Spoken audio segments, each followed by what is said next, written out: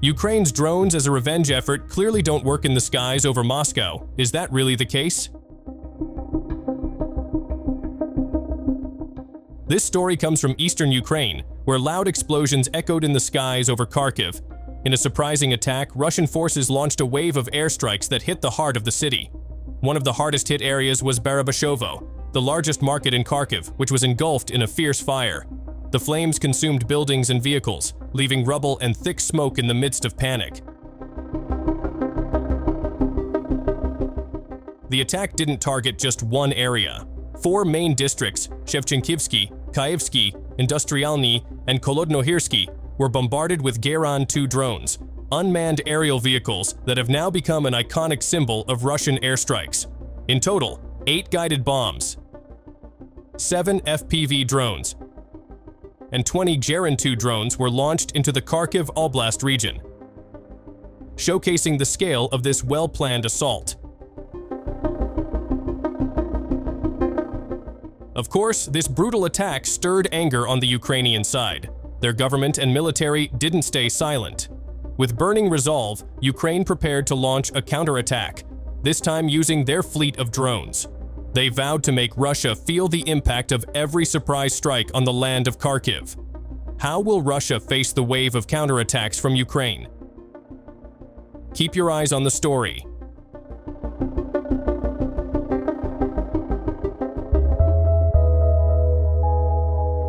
On the night of May 7, 2025, the skies above the Kubinka Air Base in Russia, usually calm, suddenly filled with an unfriendly buzz. A group of Ukrainian combat drones attempted to breach Russia's air defenses, sneaking through the darkness toward the heart of the nation's air power. Kubinka, located just about 60 kilometers west of Moscow, is not just an ordinary air base. It is the proud headquarters of the Russian Air Force, home to 2 elite aerobatic teams, the Swifts, flying MiG-29 fighter jets, and the Russian Knights, controlling the Su-30SM and Su-35S. The base was preparing for an important event, the Victory Day Parade on May 9th, a grand military display meticulously designed with precision and national symbolism. However, the threat that night did not come in the form of traditional forces, but in the silent and small form of combat drones launched from afar. Realizing the looming danger, Russia's air defense systems immediately went on high alert. The Panzer S-1 and S-400, advanced missile systems that are the backbone of Moscow's sky defense, were indeed present. There were also Kamov Ka-52 attack helicopters deployed to intercept the sudden threat. Did all the defense systems and elite units involved that night succeed in carrying out their respective tasks?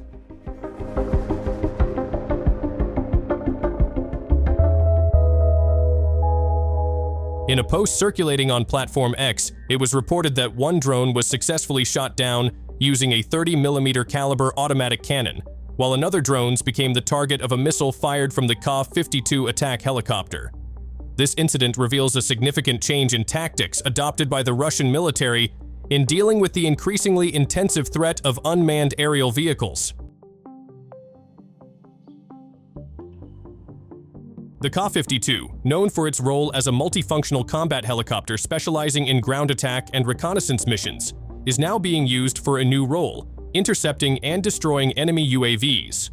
The use of attack helicopters to counter drones is not a common strategy, but in the context of Ukraine's increasing drone operations targeting Russian territory, especially ahead of the Victory Day celebrations, this tactical shift appears to be a calculated move.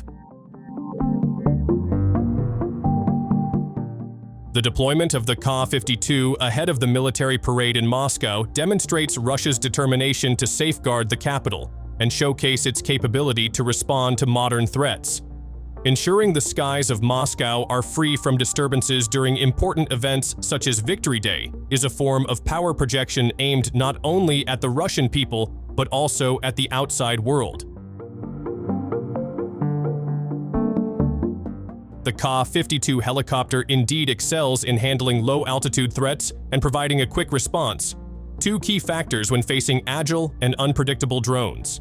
Using the Ka-52 as an alternative to traditional air defense systems, like the Pantsir S-1 or Tor M2, marks Russia's adaptation to the changing landscape of modern warfare. The mobility and flexibility of this helicopter make it an efficient choice for hunting drones that may approach from various directions and altitudes. Additionally, the Ka-52 offers advantages in cost-effectiveness and ease of deployment. With its high agility and superior maneuvering speed, this helicopter can quickly cover large areas, making it ideal as a dynamic air guardian in dense areas like Moscow. The Ka-52's performance has also been tested in various terrains, including operations in the Kursk region, where additional steel armor on the front and vital areas has proven effective in protecting the crew from enemy attacks. With solid protection and striking power, it is no surprise that the Ka-52 is considered one of the most sought-after and reliable attack helicopters in modern battlefields.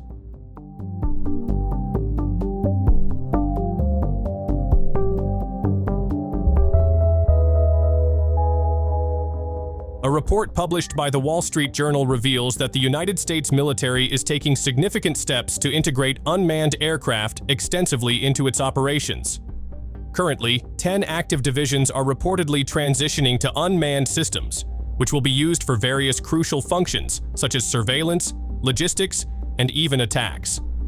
This move marks a major shift in U.S. military doctrine, reflecting an increasing reliance on unmanned technology in facing the challenges of modern battlefields.